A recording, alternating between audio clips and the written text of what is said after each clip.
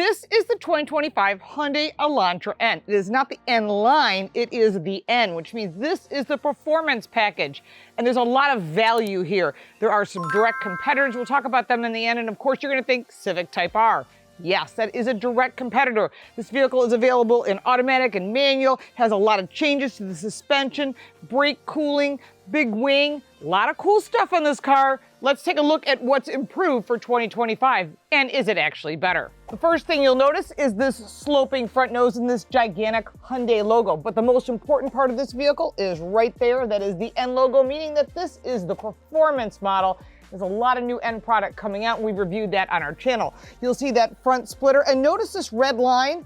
It's centered here and runs all the way around the vehicle. I'll point that out as we walk around this vehicle. You can see this vehicle is designed to be performance-oriented, and it's blatantly obvious they've hired some German designers because that's part of the big changes. When it comes to the wheels, these are black. They are a new design for this year. N logo in the middle. They are Michelin's. They are Pilot Sport S. Super sticky, even to the touch, you can feel that they are sticky. These are 245, 3519s, nice performance tire because this vehicle is designed for both the street and to go autocrossing, put it at a track event. There's a lot of fun things you can do with this car, including having a spirited drive on the street. One of the things you'll note is the N logo. They're around this vehicle in a lot of different areas, including on the seats and on the back. But again, that red line is running all the way across the sills, runs all the way across to the back. Black details around the window, which is proper for a performance sedan. There's also a glass roof on top. Let's go around to the back. Coming around to the back is a rear wing. Now, typically a rear wing such as this would be used on a rear-wheel drive car to keep those rear tires down on the ground. In this case, it has a purpose, and it's not for that because it's front-wheel drive. It has to do with stability. You want that side-to-side stability. You'll see LED taillights, that red stripe continuing all the way across the back. That N logo, of course, the important part. Elantra across the back and the Hyundai logo here. One thing that's really cool is this exhaust. This is a huge exhaust pipe. For a vehicle like this, that's pretty impressive, and the sound goes along with it too.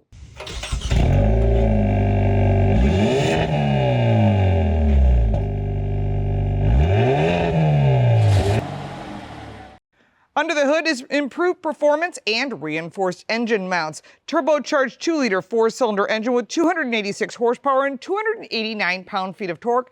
And that's when you press that N-grin shift button. 6-speed manual transmission is standard or an optional dual-clutch 8-speed automatic. Boy, this is starting to sound more and more like a German car as German engineers start to join the team at Hyundai. Fuel economy, 23 miles to the gallon combined, 0 to 60, 4.8 seconds. This only comes in front-wheel drive. There are new 19-inch wheel designs, Michelin Pilot Sport S's, as well as new steering components and updated rear suspension bushings going from rubber to polyurethane, making it a better handling car. This gives it sharp throttle response, crisp handling, and a great exhaust note. First thing you want to do when you drive the Elantra N is put your foot in it. And that's not even in the performance mode. Let's go to the N mode, shut off all the nannies, and go into everything that's sport-oriented, and you can feel right away crisper handling, crisper exhaust note, just everything is nice and tight, which again reminds me of why they hired all these German engineers and designers like Albert Biermann, and they've just added a few more to their team. Tells me a lot about this vehicle. By the way, it's built in Ulsan, Korea, which is the largest factory in the world, believe it or not. I was there. You can check that out on our channel. We also got to see a lot of these vehicles loaded onto the ship, which was also a pretty cool experience. All right, we're in the N mode. Manual or automatic? I prefer the manual. This has got really nice exhaust, which is piped in. So if you've got the windows up, you've got some nice exhaust note, but not so much that it's overwhelming inside the interior. Actually, it's a really nice balance. If you're driving in a regular mode and you said, you know what, I want that little extra punch, you just press this N grin button and you get 20 seconds of extra power. And you can watch it counting down. It's kind of sad. I don't want to see the N grin go away. Can we leave that on all the time? You can feel it. It's just like, rah, it wants to run. That, again, great value. Also, what's important with this vehicle is all safety is standard. Love that burbling exhaust, which is a really important, the safety. And there is also 3 years, 36,000 miles of basic maintenance included, which is a nice little touch. In front of you, you've got two 10.3-inch screens, not too much, just enough. You don't need gigantic screens on a performance vehicle. I think that's also really important. You'll also see paddle shifters if you wish to go with the paddle shifters. Down below, basic controls. If you've driven any Hyundai product before, you'll feel super comfortable. Navigation, of course, you got your radio, Apple CarPlay, Android Auto. All of that is part of that. Go to your home screen and you've got everything that you need. I'm not going to go through all this deep dive because if you really want to know that, just watch our Hyundai Elantra regular video and you'll get all that information. But honestly, with BlueLink and everything that you need, you should know how to use this. Go into that N mode button and you're going to see that N design pop up, and then you get all the information you would want when you're driving a performance car. Your throttle input, your oil temp, engine temp. Of course, you've got a tachometer here because you don't have a tachometer in front of you. A lap timer and brake how many bars. That's cool. Very nice little details they've added to this. One thing I'd like to see added to the N, which I'm shocked is not here considering the designers and the Koreans love performance, is there's an N on the steering wheel, but it's not flat bottomed. I kind of wish it was. It sort of like goes along with the theme of performance, and that is not here, unfortunately. Some of the information that's on the screen is also duplicated on the screen in front of you. You can change it by going through the different pages and getting different information.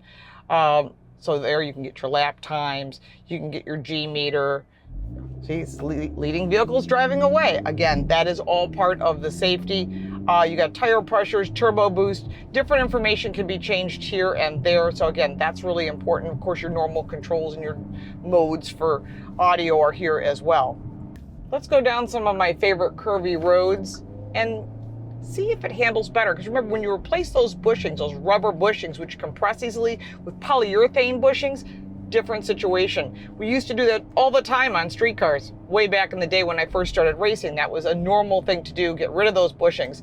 The polyurethane bushings don't compress as quickly, and they can also help keep the tires down on the ground, especially when you're dealing with a front-wheel drive car. Backup camera is really nice. It's not an around view, it's just a regular backup camera with parking assist.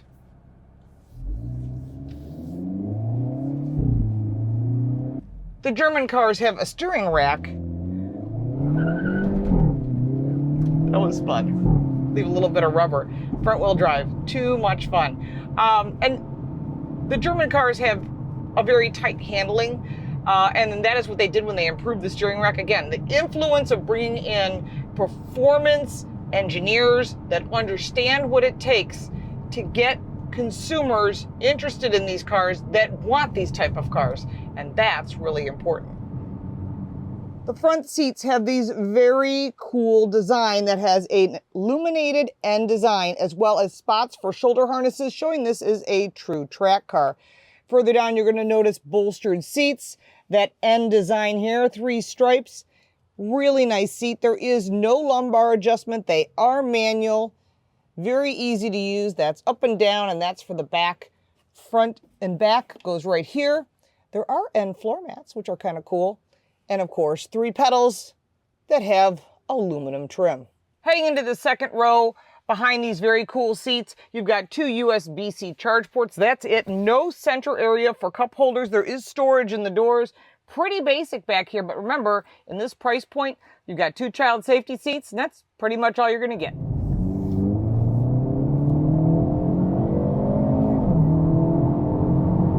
Nice. This vehicle wants to go. I'm liking it. Let's try the paddle shifts.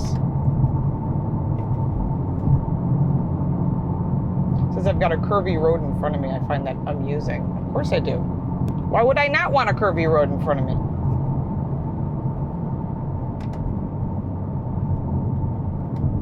So when you're using the paddle shifts, you don't get the rev matching. Good to know. Oh, this car is too much fun to drive. Holy moly.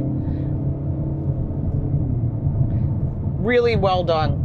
A big improvement, lots of competition in this category, but for value, it's really hard to beat this car. You could drive it every day, put some snow tires in the winter if you live in the cold country. You got cargo space in the back. You can get 4 people, 5 people across the back if you want. Child safety seats, not a problem. All of that is here.